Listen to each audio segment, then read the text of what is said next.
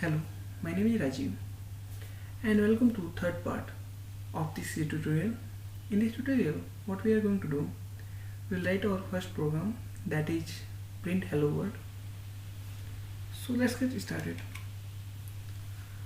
Now we have to follow some instruction in order to write the program in C.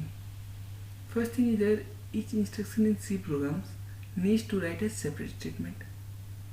So what does that mean? If you can see that program, so this is having 3 lines, 1, 2, 3. So these 3 lines, so line 1, line 2, line 3.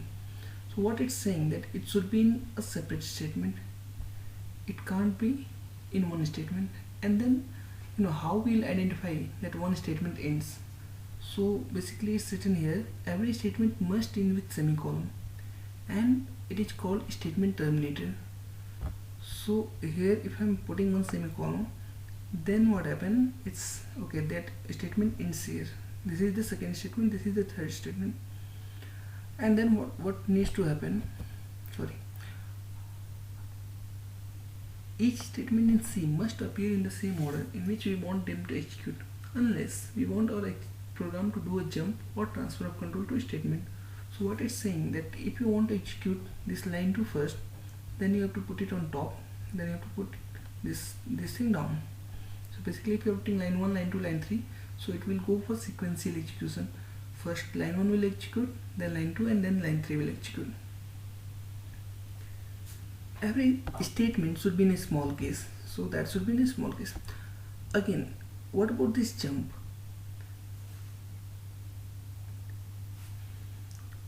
That I will show you practically in next videos, but for that time you can just understand like this. Suppose this is line 1 and this is line 2. So what happened in this line 2 itself, I have written some code which I have written in line 10. So what happened, from line 2 it will go to line 10 and then it will go to line 3. So it goes sequentially, but if we have written our program like that it will go to line 10 first before going to line 3, so it will do. So unless and until we are writing something to transfer the control to some other statement, it will go for sequential execution by default. Now let's get started with our program. So let's start our Turbo C. Right now, as you can see, we are having multiple windows open. So how to close that? Here we are having one button. So by clicking that you can close that. And this blue is the area where you can actually write your code. And if you accidentally close this one also, then also no issue. You can go to file, you can then say new. But see, currently we are allowed to write in a half portion of the screen, but if you want to write in the full portion of screen, you just click here. So let's write some code. First thing what you have to write, you have to write the preprocessor directive, or let me go ahead and write the program for you, very basic program. So basically we are having main.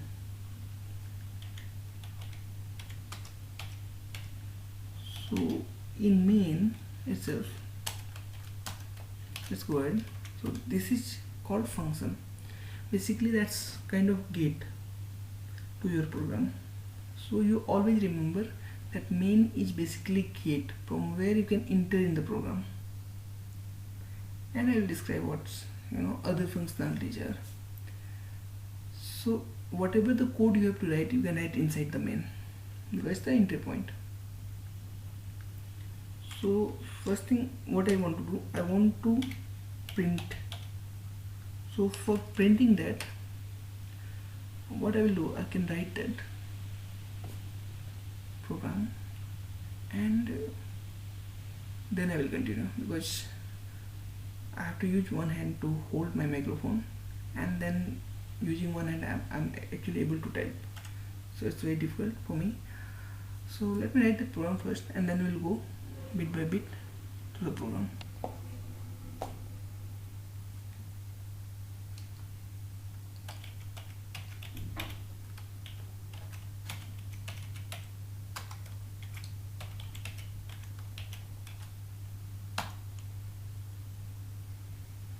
Okay, basically what happened here, we are saying that print hello world.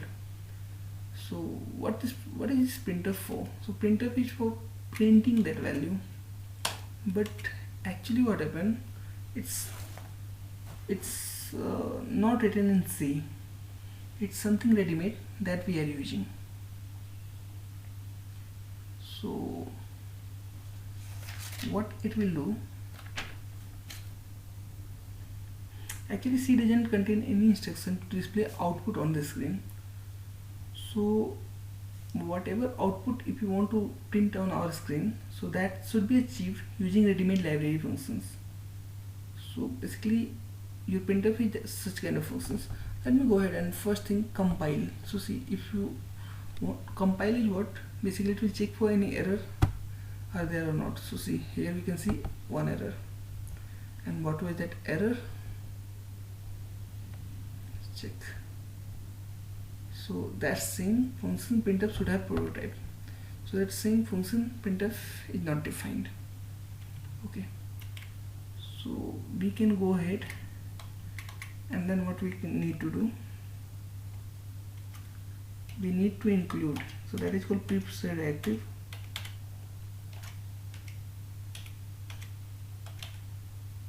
studio.h, and now that complaint will go. Now let's run that. Basically this is for compile, and if any error is there you can find out, and then this is for run. If your program is having some, your program is compiled successfully, then you can run your program, and you can see this one also. So basically there's a shortcut for that, control plus F9 for run, compile, alt plus F9. So it is recommended that before running any program you just check whether it's compiled successfully or not. So okay, currently what happening when I'm saying run, see here compile is fine, no error, but when I'm saying run, it's something is coming and disappearing. I think you won't be able to see that. So what we need to do, we need to basically write that okay, please wait for, so basically what this get says will do, it will say okay, please wait for a character. As soon as someone will type some character, you can disappear. That basically tell to console. Now what we need to do, now this get sage is also not present, right? So again it will throw a compile time error. It will say that this should have a prototype.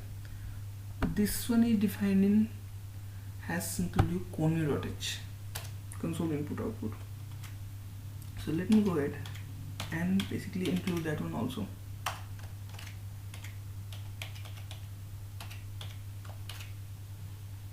Okay, now let's compile. It's compiled successfully. Now let's run this. So it's saying hello world, hello. Oh my god, how many times? And why is that? Let's see. Basically what happened, the number of times that we are going to run that program, it will print. And by the way, that one is called, this one is called console window. So it will show that many number of times. Currently it's saying 1 2 3 4 5 6, I think 6 times. Again if you run, it will go for 7 times. It will run, it will go for 8 times, right? So it will keeps on increasing. So to clear that, what we can write, this CLR SCR, and it should be on top. Why is that? Clear screen. So CLR is for clear and SCR for screen. So basically that's what CLR SCR will do. It will clear the screen, and it should write on the top of the page, because it should be the first one to execute, and then our program should execute. Now let's go ahead and compile that. No issue. Run that. So it's saying hello world. Now what will happen, if I should have some other printf also, and here you can search, for this copy you are having control insert, and paste you are having shift insert. So I have copied, and then I'm going to insert. So if I write hello world and then I write hello world my first C program, then what will happen? Let me go ahead, and you can compile that, but we have already compiled, so we know there won't any issue won't come. So now see hello world and then my first C program, it's appearing in a single line. We want to make it in a separate line, so what we can do, we can just type slash n. So that is basically for new line that we are using. And now let's see. So let me go ahead and once again in this application. So now see hello world my first C program. Perfect. What do you want? We got it. Let's talk about CLR as we know that is clear screen. But what is this mean? So as I told you, that is basically the entry point. And in Turbo C++, you can basically set that. See what is this main, that is function. So main function that will return something. Void means empty, so it won't return anything. If it's integer, so it will return integer value. If it's character, it will return character value. If it's float, it will return decimal points, decimal value. So currently this one is fine, but I think if you run this in Microsoft Visual Studio, it won't work. Then what you have to do, you have to write int, and then you have to, since you have written integer, so this program is expecting that you will return some value after successfully compilation. So it will say return 0. Now let me go ahead and compile this first. So happy, no issue. Then run this. It will work exactly the same way. Okay. So we got to know that how to write our first program. So basically, as I told you, main is a function, and what is a function basically? That is nothing but a set of statement. So basically these two functions are there. What I can do, I can make that as a function, and then what I will do, I will write that function name here, and what it will do, it will print the both statement for us. That we'll do in maybe our next videos. Okay, now the thing is, if you are writing the name of the function as main1, will it work? No, it won't work. It should be main. If it's main1, and then if you try to compile, so basically it's happily compiled, but at the runtime it will show error. See, undefined symbol main in module. So basically it's expecting the main, that should be the gate. It wants to enter in the program, but it can't find out the gate itself. So obviously that program won't be executed. Now, so let's go ahead and talk about something. This printf, this /n, as you can see, that is used for basically printing that in new lines. So basically, with printf we are having currently what we have done, we can do like this. But suppose if I'm having one value, let's say we are having an integer value, integer number equal to 20. Okay, accidentally I have typed. Okay, this integer numbers, so basically this is called variable declaration. So that number will be type of integer, so it will expect only integer value, and we are assigning it to 20. So now that number is containing value 20. Now if you want to print that number, then what I can do, first thing what we need to do, we have to give that format string. And what is format string? So basically format string will specify to the compiler that what kind of value we want to print. Okay, first go ahead and write this. So basically we want to print our num. So that's basically it will be the variable that we want to write. And for the time being I can delete that. Okay, now num. If I will say this number, then this is of type integer. So for integer the format string will be like %d. Now let us go ahead and compile this program, sorry. So now it's printing 20. And if you're having suppose two numbers, like let me go ahead and copy that.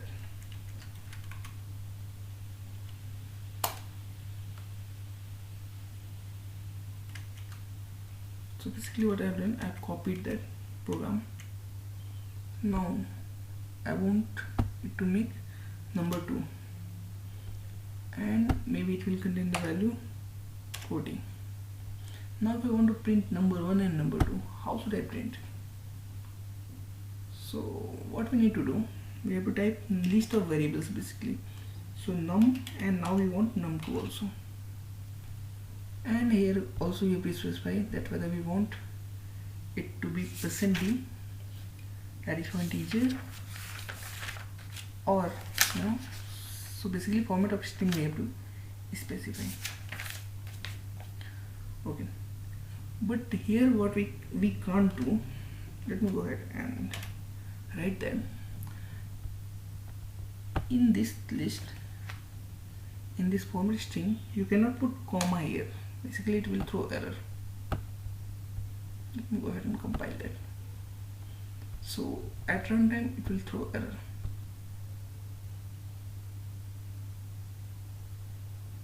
Okay, I'm sorry. Actually what will happen, it will treat it as string. So basically it will put that comma there. So 20, 40. If you don't put it here, so basically it will print 20, 40. So that's a confusing number. So what we can do, you can write here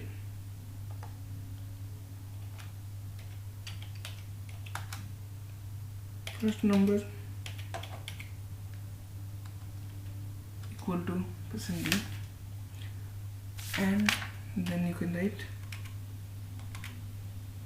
comma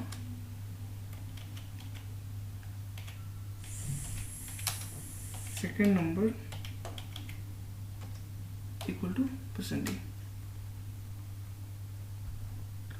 Let me go ahead and run this directly. So it's saying first number equal to 20, second number equal to 40. And if you want to print that in new line, then you know what you need to do. You need to write /n, and it will do the work for you.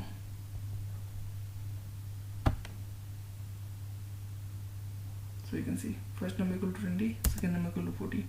Now we don't want this comma, so we can go get rid of that. So first number 20 and second number 40.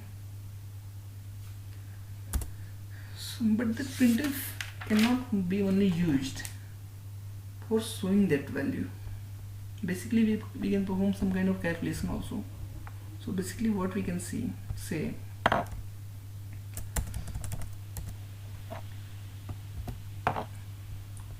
now I will say this first number equal to %d, and currently it will show error. What I want to basically print, I want to print their sum. So what you can do, you can type num1 plus num2. So basically that will be one variable, and here I will write, and basically you are printing to your console. So it doesn't matter whether it's small or caps. Sum of both number equal to %d. let's go ahead and compile this first. Fine, no issue, no complaint. Then run this. So see, 20 plus 40, how much? It's 60. So it will show that we can perform basically some calculations also. Now if you want to save our program, what we can do, you can go in file and then you can say save. So it will ask where you want to save your file. So you can say that currently the name is no name, so now it's sum, so I will write sum, and .cpp basically C++ extension, but I want in C, and say OK. Now this is your program sum.c. And if you want to see where that program is stored, so what you can do, you can go in your C drive and then you can look for turbo C3, then you can look for bin, and there you can search for sum. So see, currently we are having this sum.c.